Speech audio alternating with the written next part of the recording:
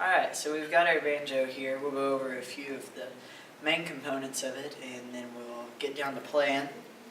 The banjo, of course, originates from an African instrument. So we've got a drum. Most commonly that's called a head though, like a drum head. This one you can see is made of plastic but made to look like hide, which should give it a more traditional sound. Your banjo might have a frosted head or like a clear Renaissance head.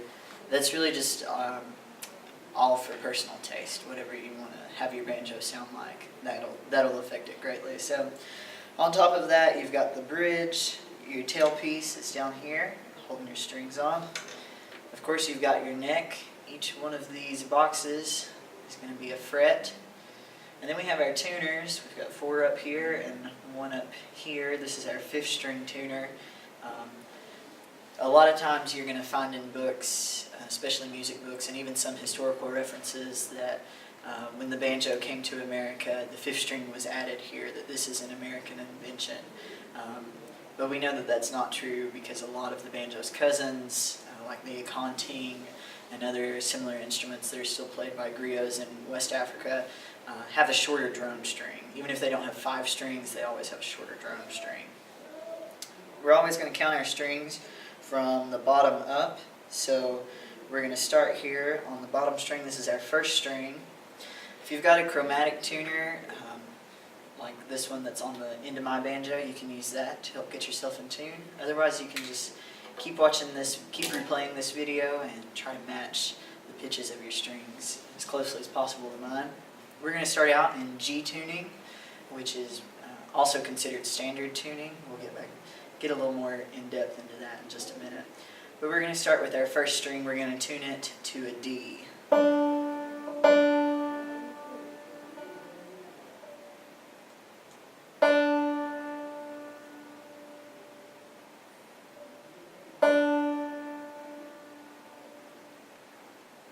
After you got that one tuned up, we'll hop up to the 2nd string. We're going to tune this one to a B, as in boy.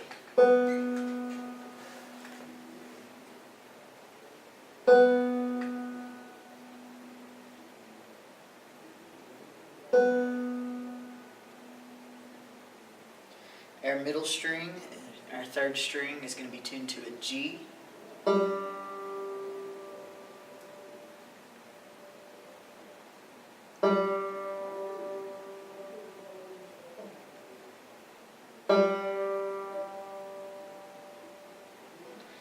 Our 4th string is also going to be tuned to a D, as in dog.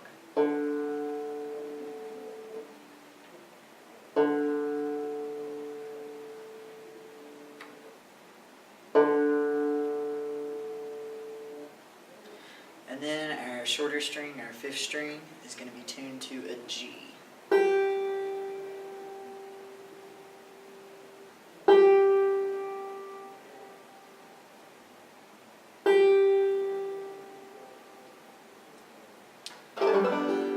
Great, so now that we've got you all tuned up, we're going to start just by trying to keep a steady rhythm. Just as if we are learning guitar or mandolin or any other instrument, it's all about keeping steady rhythm, keeping up with the beat of the music. So I want you to first just take the back of your fingernail, either on your 1st finger or your 2nd finger, whatever is most comfortable to you, and you're going to strum from the 4th string down. We're going to do 4 beats at a time, like 1, 2, 3, 4. So let's do that for 8 beats. Just strumming down all of our strings open. We're not holding any up on the neck here. We're going to go 1, 2, 3, 4, 1, 2, 3, 4. Alright, we're already playing a chord. I told you earlier we're tuned to G tuning. When we strum all of our strings open in this tuning, that gives us our G chord. So you're already playing a chord. It's an open chord, which means we're not holding any of the strings up here on the neck. In a few minutes we'll get into some chords where we're going to have to press down on the frets in different places to get the notes right. But for right now, you don't have to hold any of those strings. We're going to keep practicing that strum, but this time let's add in our thumb. So you're going to hear, and let's do that for 8 beats now. We're going to go ready, go.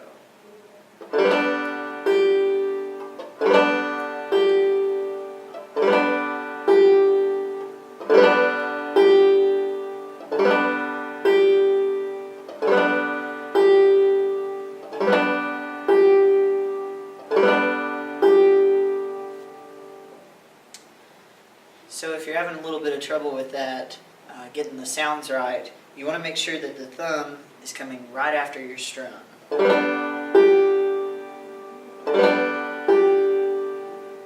not leaving very much space in there. Now we're going to finish by adding in the first part of what is often called a bum ditty, or like your basic clawhammer strum. I told you we'd be using the back of our fingernail to strum, and then our thumb catches the 5th string. If you're still having trouble making that shape with your hand, the best way to explain it is to act like you're holding a TV remote, and then you're going to bring it parallel to the strings. Your thumb should rest on the 5th string. The rest of your hand will kind of be curled up like a claw. And now we're going to add in the first step, which is we're going to pick an open string. I always have people start on the 1st string. So you're going to pick down with the back of your fingernail, whichever finger you choose to use, and then you'll add your strum, and then your thumb. So you have pick, strum, thumb.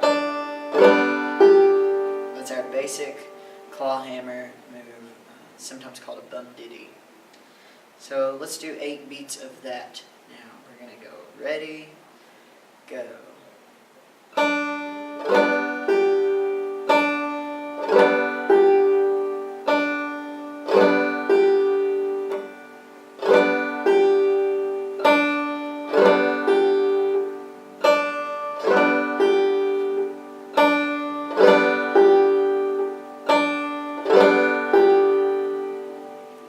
Great, so now you're playing clawhammer with a G chord. Eventually, you're going to want to work to get those parts as closely connected as possible. When you're first starting out, you're probably going to have a little space between your pick, your strum, and your thumb. But the goal is to get it to sound a little more like this.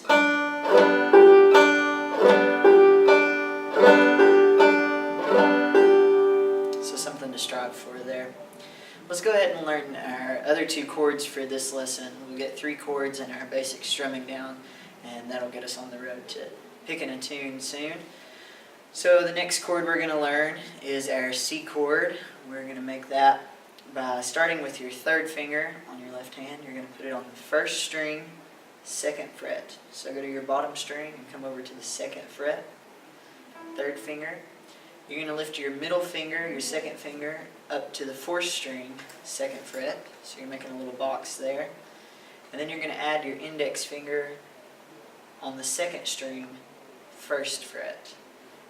So if we pick those strings separately, we should hear.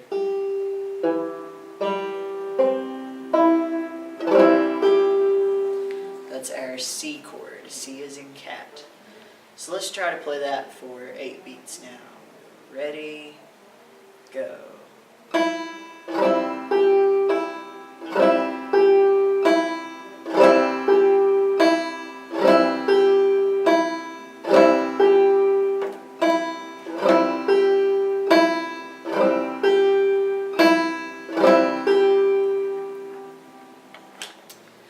So just to review, we've got our bum ditty, remember, which is pick, strum, thumb. We have our G chord, and now we have our C chord. Now let's go ahead and work on our other chord. I want you to make your C chord, and now lift your 3rd finger off of the fretboard and move your 2nd finger down to the 3rd string, 2nd fret. This is a D7th chord.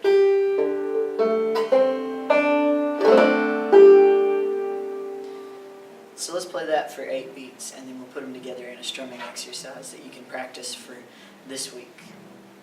So we're going to start 8 beats on our D7 chord. Ready, go.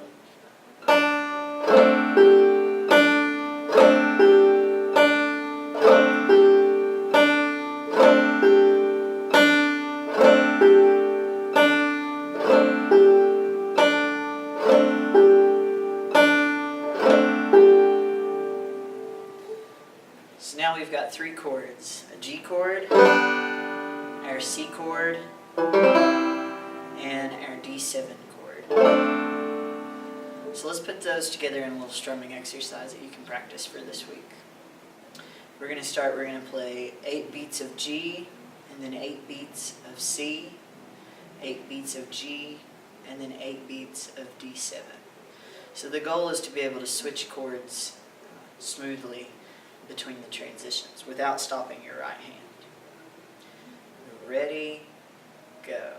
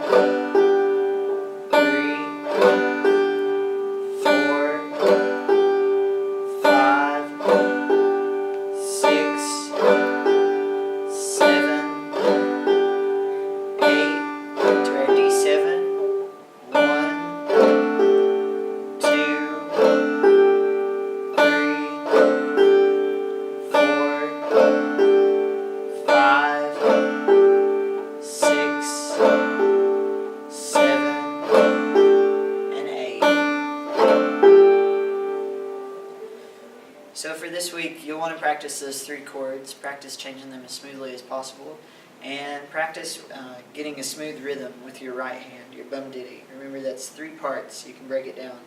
You're going to pick with the back of your fingernail, strum down with the back of that same nail, and then your thumb catches the 5th string.